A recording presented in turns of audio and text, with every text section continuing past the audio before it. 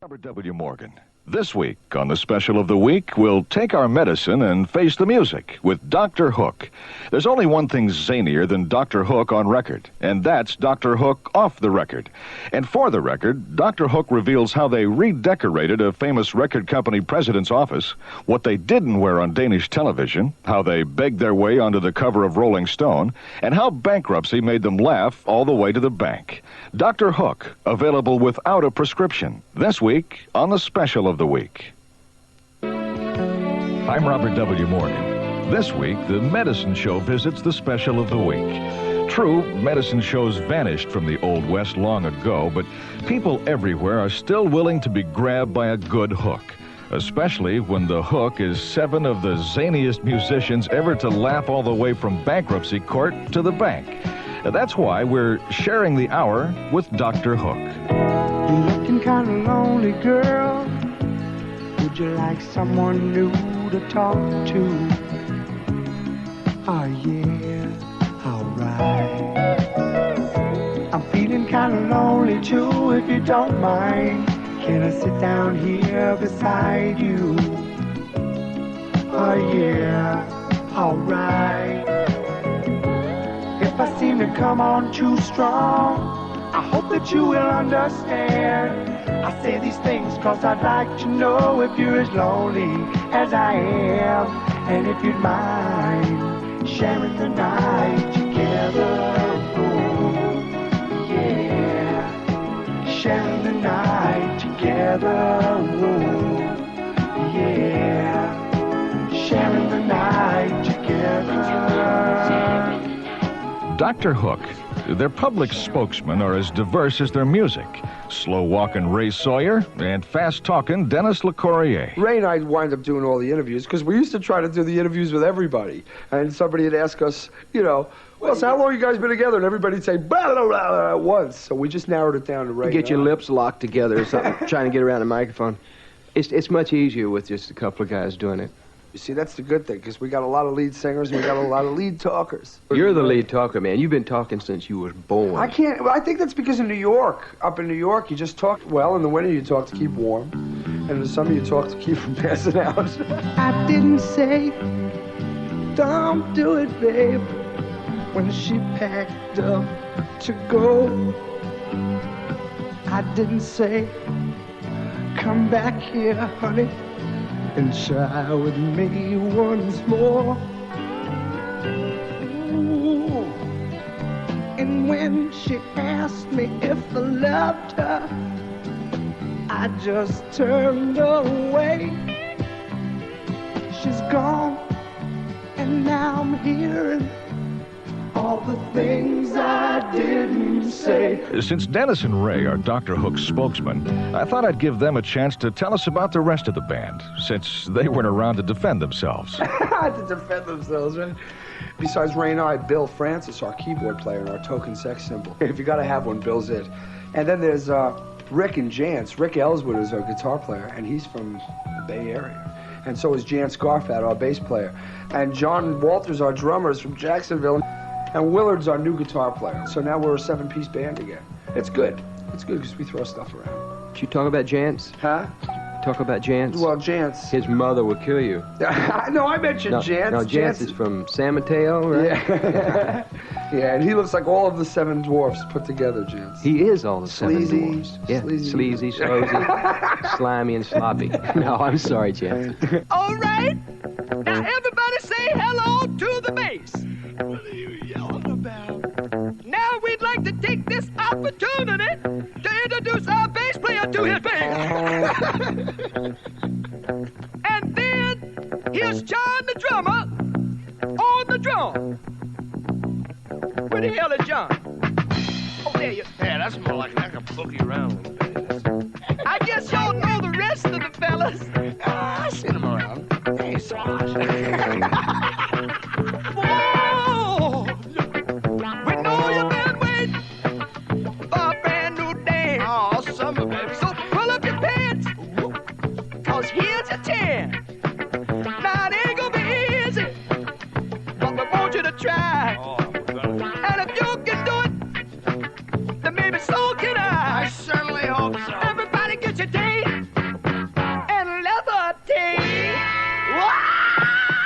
happens to us, it's really strange. Different things happen to us. We have like records in twos. First we had Sylvia's Mother and cover of Rolling Stone, which was real successful, and we did a lot of touring and a lot of TV behind that.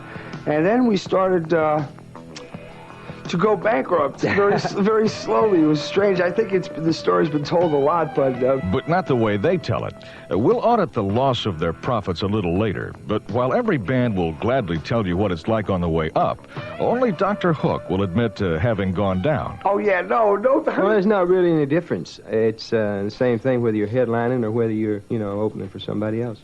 It's still the music.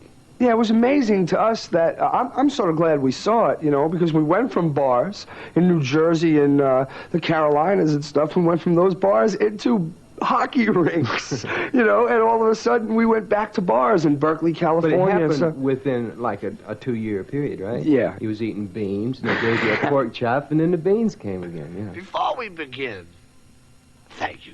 Thank you, oh, thank you, thank you. Thank you. I'm not a bad person. I know. I don't drink and I don't kill. I got no evil habits, and I probably never will. I don't sing like Elvis Presley. I can't dance like Fred Astaire. But there's one thing in my favor. What? I'm a millionaire. That's beautiful. And I got more money than a horse has hands. 'Cause my rich old uncle died and answered all my prayers. But having all this money is gonna bring me down. If you ain't with me, honey, to help me spread it around. Dr. Hook's career has had more comebacks than a Henny Youngman routine. Please, and that has its advantages. For one thing, thanks to new audiences, Dr. Hook never has to worry about playing oldies. We just played Alexandria, Louisiana, and I just got a letter from a girl that was at the show, and she was 17 years old, and she's a new fan. And she said, I'm writing to you because I'm a new fan. I don't know much about you guys, but I love your music. I think Share the Night is a real good record, blah, blah, blah. She said, but I think that you did a song that night that I really love, and I don't know if you guys are going to record it or if you have already, but if you haven't, you should. It's about a guy in a phone booth. Yeah. Which was Sylvia's mother. Sylvia's mother says Sylvia's busy, too busy to come to the phone. Sylvia's mother says Sylvia's trying to start a new life of her own. Sylvia's happy, so why don't you leave her alone? And the operator says 40 cents more for the next 3 minutes, please. Mrs. Avery, I just gotta talk to her. I'll only keep her a while. Please, Mrs. Avery, I just wanna tell her goodbye.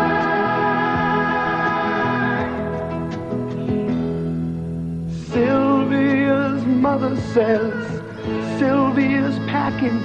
She's gonna be leaving today. Sylvia's mother says Sylvia's marrying a fella down Galveston way. Sylvia's mother says, please don't say nothing to make her start crying and stay. And the operator says 40 cents more for the next 3 minutes, please. Mrs. Avery, I just gotta talk to her. I'll only keep her a while. Please, Mrs. Avery, I just wanna tell her goodbye.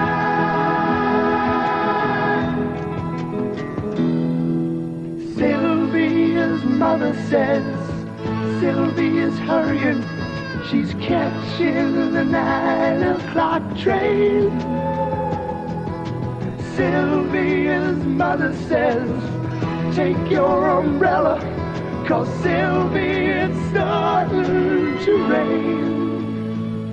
And Sylvia's mother says, thank you for calling, and sir, won't you call back again? And the operator says 40 cents more for the next 3 minutes. Please, Mrs. Avery, I just gotta talk to her. I'll only keep her a while. Please, Mrs. Avery, I just wanna tell her goodbye. Hook Live shook Clive. That's next with Dr. Hook on the Special of the Week. I'm Robert W. Morgan. The Special of the Week. And just who is Dr. Hook? Ray Sawyer knows him well. It's no single person. It came from my patch, though. We was playing in bars in Jersey, and this guy said, we didn't have a name at the time. He said, what's the name of the group? And we said, we don't have a name. And he said, well, you got to get a name, because we're going to put a poster in the window to let the local drunks know somebody's playing in here.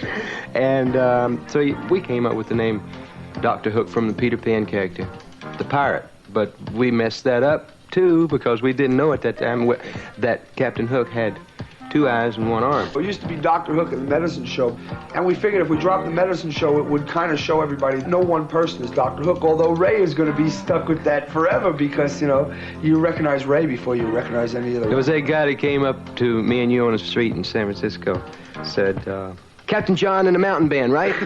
And we said, right. Right, it was close, close enough. Right, we knew who we meant. Everybody must be on drugs in this town. Or maybe there's a strange new bug that's been going round. 'Cause people all smiling and waving as I go by. Everybody loves me and I don't know why. Business. You know, like, there was never any brilliant scheme to let's get these 7 guys together and make believe we're friends Right, for it 10 started years. in your mother's basement, actually.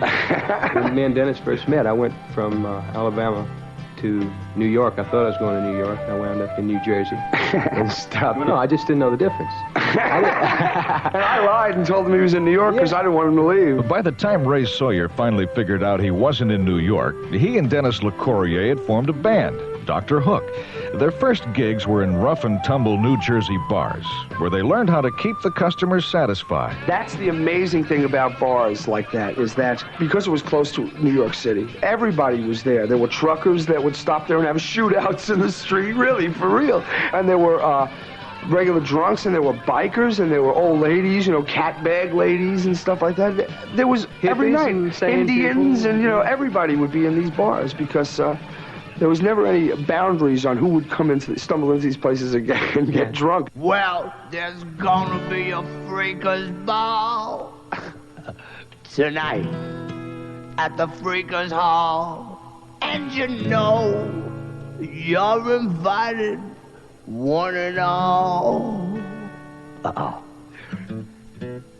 Come on, babies, grease your lips, grab your hats, swing your hips, and don't forget to bring your whips. We're going to the freakers ball, yes. Blow your whistle, bang your gong, roll up something to take along. It feels so good, it must be wrong. We're freaking at the freakers ball. Dennis and Ray and the rest of Dr. Hook might still be playing for people who dance freak to freak if it weren't for an obscure Dustin Hoffman movie called, hold on, Who is Harry Kellerman and why is he saying those terrible things about me? It would catapult them into national prominence. He said it like Walter Cronkite. Yeah, I guess that was called national prominence. Yeah, that was the first thing that we did out of the bars.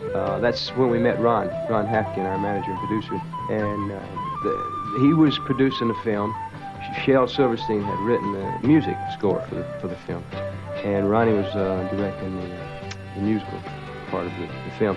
And they was looking for an unknown group like us, I guess. Yeah, we were about the most unknown group on the East Coast at that time. I think they took a poll and we weren't even in it, so we got the job. Elvis, he's a hero, he's a superstar, and I hear that Paul McCartney drives a Rolls-Royce car. Dylan sings for millions, and I just sing for free. Oh, everybody's making it big but me. Oh, everybody's making it big but me. Everybody's making it. Everybody's making it big but me. Everybody's making it. Neil Diamond sings for diamonds. Here's old Rhinestone me. Oh, everybody's making it big but me. Ron Halfkind was more than kind the night he found Dr. Hook in that New Jersey bar. Ever since then, he's been the band's manager and producer. A remarkable record in a business where loyalties last as long as a song on the charts. When I first found him, right, it wasn't a bar in Jersey, and there were two drunks in the place, me and another guy. Right? That was it. And I was working on the Kellerman movie, which was a film with Dustin Hoffman. I was a musical director on the film, and I was looking for an act to use in the film. And I listened to him sing. I'd heard Dennis's voice on certain types of things, and I heard Ray sing a totally different style, and I was very interested in using him. The people in the film did not want to use an unknown group. So what happened was I told them that I would pay for the demo myself, and I'd use whomever they chose. And as it turned out, it was quite good, and they liked it, and that's how it began. That movie was like Dustin's first bomb. We had the honor of being in it. I mean, he came off Little Big Man and Midnight Cowboy, and they said Dustin Hoffman, and we said, woo, woo! And, it was like, I saw it on TV the other night. We were in it again. Did you see it on TV? Yeah. Oh, I didn't see it was on TV. This is the last morning that I wake up in this dirty city, looking for the sunshine as the buildings block the skies. This is the last morning that I wash in rusty water, try to shave a face that I don't even recognize. Down the hallway, rats are skidding. I can smell the garbage rotten. Hear the children crying in apartments down below. This is the last morning that I'm gonna have to listen to it. I'm going home. Oh, excuse me, just catching up on my reading. Mainly Clive Davis's autobiography, entitled Clive, Inside the Record Business. Clive was once president of Columbia Records, and here on page 168 he writes, "Some auditions particularly stand out in my memory. Dr. Hook and the Medicine Show had theirs in my New York office." Walk right in, sit right down, baby, let your hair hang down. Walk right in, sit right down, baby, let your hair hang down. Everybody's talking about a new way of walking. Do you want to lose your mind? Walk right in, sit right down, baby, let your hair hang down. Well, in the first place, Dennis knew who Clive Davis was, but I didn't have any idea who this guy was. I was fresh from Alabama, and all I knew is, this guy might want to put us on record. And we went down there, and with, what, 2 guitars, right? 2 guitars, Two acoustic guitars. 2 acoustic guitars, and 5 crazy guys. And by the time we left there, Bill Francis, our keyboard player, was dancing on Clive's desk and sitting in his lap and doing all kind of crazy. No other group had ever been in that office. We found out later that the only, Blood, Sweat, and Tears. Well, you'd get lost in this carpet. I think maybe a couple of them went in and never came out. Really, I mean, it was some office, like $3 million chairs and things. And we turned them upside down and took the waste paper can and turned it upside down and dumped it out and was playing it for drum. And for some reason, he liked it. I don't know. We weren't really, it wasn't like supposed to be, we No weren't trying to be this, respect. right, No. we weren't trying to be like the Sex Pistols and go in and, get No, we sick on just anybody's didn't know desk. any We just better. didn't really know how to present it except as raw as we possibly could, because that's all we knew, When your body's had enough of me and I'm laying flat out on the floor. When you think I've loved you all I can, I'm gonna love you a little bit more.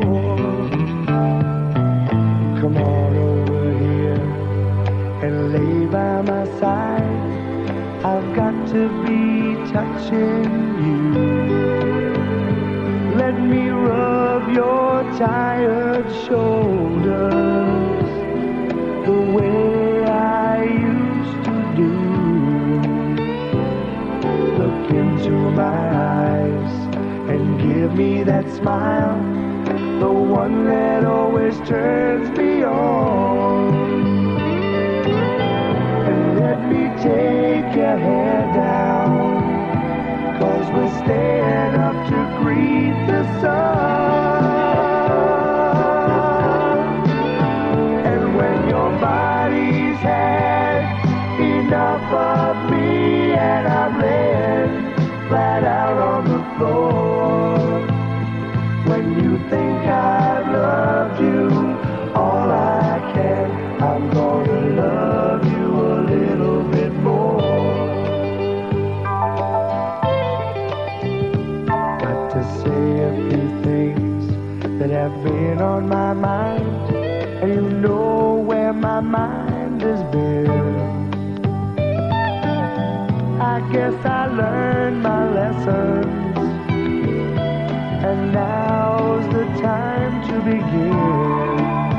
So if you're feeling alright and you're ready for me, I know that I'm ready for you. We better get it on now, 'cause we got a whole life to live through. And when your body's had enough of me and I'm laying right out on the floor, when you think I've loved you all I can, I'm gonna love you a little bit more.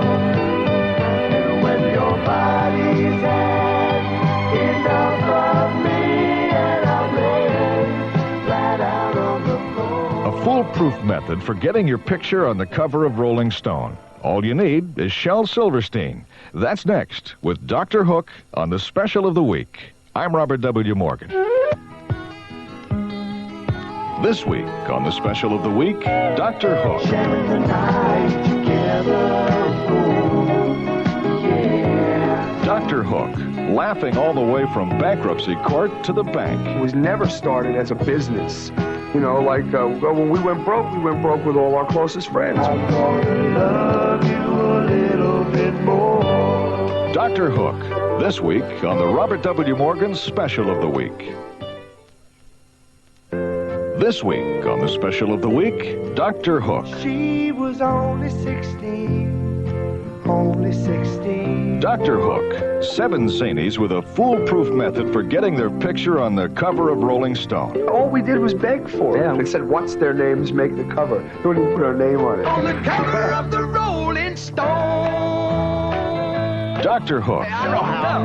Rock and roll. this week on the Robert W. Morgan Special of the Week.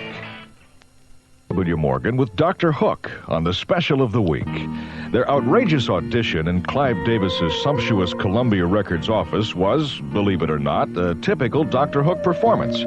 Even they don't know what they'll do next. Dennis LeCourrier, for example, remembers one night when the men in blue thought he was blue. It was about 6 years ago, and we were playing with Blood, Sweat, and Tears, and I used a word that, you know, and what I did was I called myself a name. I didn't use it to anybody else. I said, I know you people out there are probably saying, look at this blankety blank. And later the police came and they blocked the airport. They wouldn't let us or Blood, Sweat, and Tears out until, you know, we went. This culprit surrendered. Until I was like Pancho Villa. So they wanted me, and I just turned myself in, and they took my fingerprints, and and it was great because while they were taking my fingerprints, the guy who was taking my picture and stuff and put the sign around my neck with my number, my new jail number, was said, "What are you doing here?" And I said, "Oh, I just got arrested for saying this one word, you know." And he said, "What do you do?" And I said, "I'm with Dr. Hook." And he said, "Oh, blankety blank, my blankety blank friend loves you, blankety blank guys." And he was just cursing up a storm as he was taking my fingerprints and stuff. If I'd only come and go. We have always done with summer girls before. Shared one night with you and never reached for more. Then we wouldn't face this long and painful righting of the wrong. If I'd just come and go. In the early days, before Dennis and Ray in a musical relationship with the composer who made the rest of the band look like the Vienna Boys Choir. He's the bald, bohemian, peripatetic poet, Shel Silverstein. Dennis was already familiar with his work. At a party, somebody played Inside Folk Music, an old album of Shel's with Bury Me in My Shades and Boa Constrictor. I'm being eaten by a boa constrictor. The whole crazy songs that freaked me out. Well, now I'm being eaten by a boa constrictor, a boa constrictor, a boa constrictor. I'm being eaten by a boa constrictor and I don't like it one bit. Well, what do you know? It's nibbling my toe. Oh, gee, it's up to my knee. Oh, fiddle, it's up to my middle. Oh, heck, it's up to my neck. Oh, dread, it's... Even when the days when they could get arrested were over and they were facing bankruptcy in America, Dr. Hook have always remained superstars abroad. It's been that way ever since Shel Silverstein provided the band with a little decent exposure. It's real hard for us to kind of second guess why we do so well overseas, you know, but... I think that the beginning, when it very first started, Dennis, was that television show that we did for Denmark. They sent a Danish film crew to Sausalito to do a show on Shel. And Shel called us and said, "Come on over." And we was just hanging out in his houseboat. And about halfway through it, this friend of Shel said, "This is a Danish TV crew, right?" And they said, "Yeah." And he said, "Well, what are we doing with our clothes on?" And so he started taking his clothes off, and we all took our clothes off and continued to do the show, naked.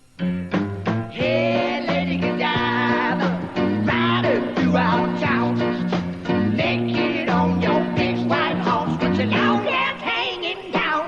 Lady Godiva, you say your price been so shy. I hate to bust your bubble, but you sure picked a funny place to hide. Well, let's see. Imagination couldn't get Dr. Hook on the cover of Rolling Stone. Nudity didn't work. Neither did blankety blanks. The only thing left was begging. Ray got woke up, he should tell you. Well, Shel called in the middle of the night and said he had this song that would put us on the cover of Rolling Stone. I still can't understand why Shel didn't write the song down on the paper himself, but he said, "You've got to get a pencil on the paper and write down this song." And we said, "Well, it's real late. Can't you wait till morning and let us get it down?" He says, "No, you got to do it now." All we did didn't have was, any idea who it was. Yeah, all we did was beg for it. Yeah, I mean, we didn't do another thing but beg, and they finally, it was their way of just saying, "Shut up." Okay, here. And it said, "What's their names? Make the cover." They wouldn't even put our name on it. I don't believe it. Don't touch me. Hey, Ray. Hey, Sugar. Tell them who we are. Well, we're big rock singers, we got golden fingers, and we're loved everywhere we go. That sounds like us. We sing about beauty and we sing about truth at $10,000 a show. Right. We take all kind of pills to give us all kind of thrills, but the thrill we've never known is the thrill that'll get you when you get your picture on the cover of the Rolling Stone. Rolling Stone. Wanna see my picture on the cover? Wanna buy 5 copies for my mother? Yeah. Wanna see my smiling face on the cover of the Rolling Stone? That's a very, very good idea. I got a freaky old lady named a Cocaine Kitty who embroiders on my jeans. I got my poor old gray-haired daddy driving my limousine. Now it's all designed to blow our minds, but our minds won't really be blown like the blow that'll get you when you get your picture on the cover of the Rolling Stone. Rolling Stone. Wanna see our pictures on the cover? Wanna buy 5 copies for our mother? Yeah. Wanna see my smiling face on the cover of the Rolling Stone? Hey, I know how. Rock and roll!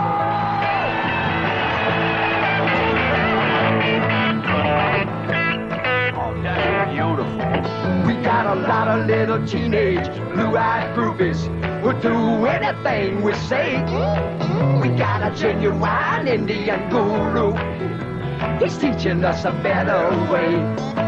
We got all the friends that money can buy, so we never have to be alone. And we keep getting richer, but we can't get our picture on the cover of the Rolling Stone. Rolling Stone. Wanna see my picture on the cover? Wanna buy 5 copies for my mother? Wanna see my smiling face on the cover of the Rolling Stone? On the cover of the Rolling Stone. Wanna see my picture on the cover? We ain't on the cover, baby. Wanna buy 5 copies for my mother? I ain't kidding you. We will make a on the cover of the Rolling Stone. Right up front, man. I can see it now. Put me on front, smiling, man. Oh, beautiful. What's black and white and red all over? Dr. Hook's financial statement, and we'll examine it next on the Special of the Week. Recording of the cover of Rolling Stone had a profound effect on Rolling Stone magazine itself. You're right. Just ask Tim Cahill, who wrote the Dr. Hook cover story for Rolling Stone. When the song cover of the Rolling Stone came out, there was some consternation around the halls of Rolling Stone about how we were going to cover it. There were some people who snobbishly didn't want to cover it at all. Here were these guys on Top 40 radio literally begging to be put on the cover of our magazine. The thing was, how the heck with them, you know. There were other people who appreciated the joke, and I was one of them. I thought it was a funny song. I don't think there's any question but that the song introduced a lot of people to Rolling Stone. I hope that the story I wrote introduced some people to Dr. Hook. On the way to the bottom, I met an old friend of mine. He said, buddy, I do believe this is the end of the line. Hook may have been on the top of the charts, but financially they were on their way to the bottom. They've always been performing artists, but touring cost them more money than they were making. In a word, the band was going bankrupt. Yeah, you know, people think that only the guy that owns the shoe store or the meat market down the corner is in danger of going bankrupt, you know, but it's a business, and anything, you know, if you're going backwards, you're going backwards. We were just simply not earning enough money to stay on the road, and we've been on the road 300 days a year for the last 8 years.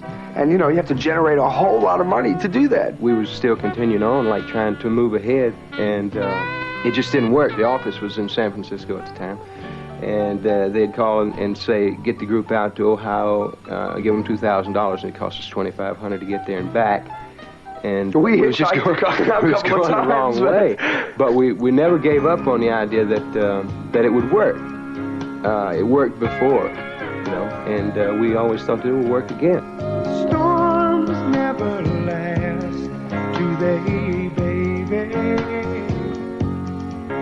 when we went broke with all our closest friends. We had a meeting, the road crew and everybody. And we said, what do you want to do? This is the best time for anybody to jump off this boat right now because it's kind of sinking, kind of teetering. And nobody left. Not the road crew, not anybody. Everybody stayed.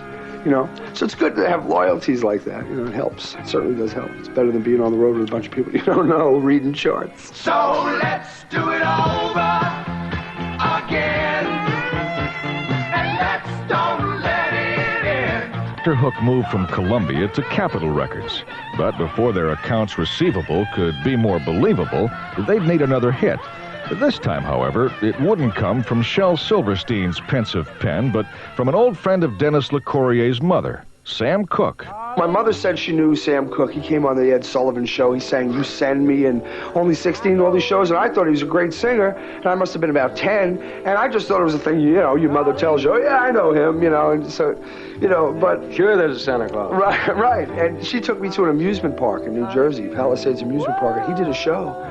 And I sat there and listened to the show, and after the show, he was signing autographs for about 100 people, and she yelled, hey, Sam, and he looked up and said, hey, Ruth, how you been? And blew me away, you know, really blew me away. So him and his songs have always sort of been in my head. She was on the 16, on the 16.